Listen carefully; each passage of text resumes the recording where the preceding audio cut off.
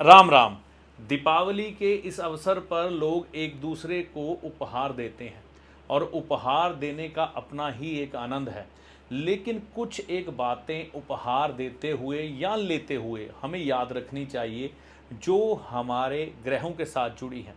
कुछ एक उपहार दीपावली के अवसर पर कभी नहीं लेने चाहिए और कुछ एक उपहार दीपावली के अवसर पर क्या किसी भी अवसर पर नहीं देने चाहिए।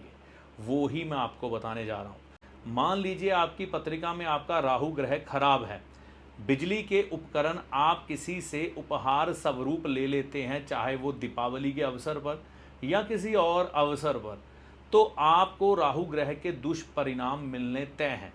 तो ऐसी स्थिति में हमें बचना चाहिए ऐसे उपहार लेने से जो कि इलेक्ट्रॉनिक हो। राहु कुछ खास घरों में जब होता है ना और ख़राब हालातों में हो, उसे किसी तरह से सपोर्ट ना मिल रही हो, हर तरह से वह ग्रह खराब हो रहा हो, ठीक है ना, उसके शत्रुओं की वजह से या और भी कई परिस्थितियां बनती हैं, तो उस समय बिल्कुल भी बिजली के उपकरण ना लें।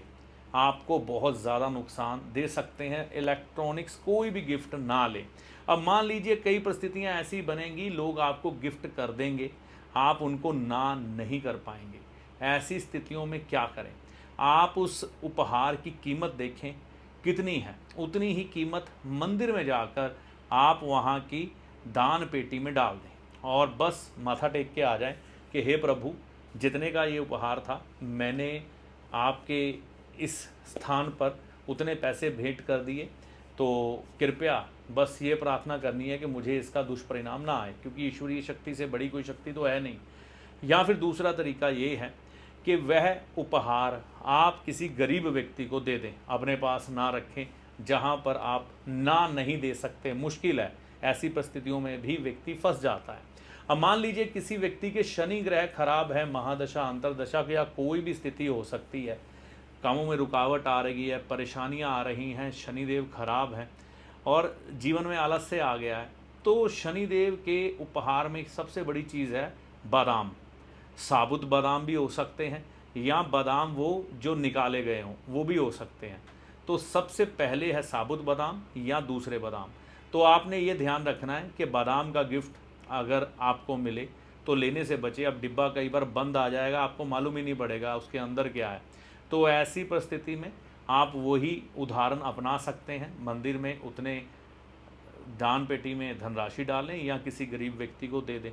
नहीं तो शनिदेव दुष्प्रभाव आपकी पत्रिका में, आपके जीवन में डाल सकते हैं।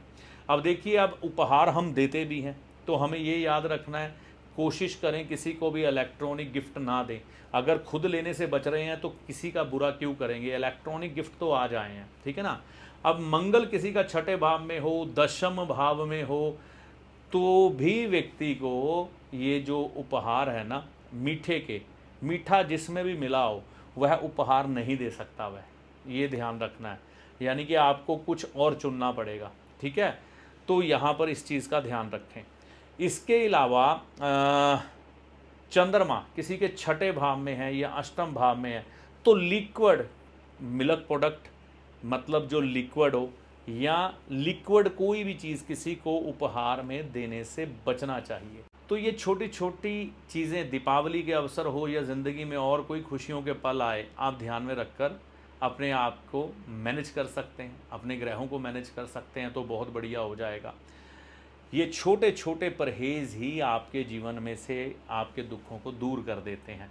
दीपावली में ना कुम्हार के बने हुए दीपक जो ऑर्गेनिक है, मतलब जो हमारे पुरातन समय से चलते आए हैं दीपक, वह ज़रूर जलाएं।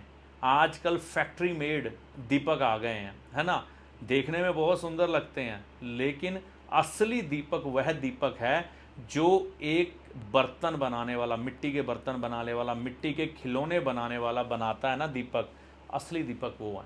तो वह ज़रूर लेके अपने घर में प्रज्वलित करें दीपावली के इस अवसर पर, ताकि आपकी इस दीपावली में प्रभु कृपा भी बरसे। ये बहुत बढ़िया हो जाएगा। तो इस जानकारी का लाभ आपको माता रानी की कृपा से होगा। जय माता दी।